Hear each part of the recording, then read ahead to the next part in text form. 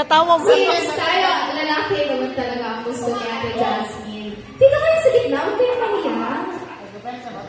Anong gusto mo sa isang lalaki? Dako!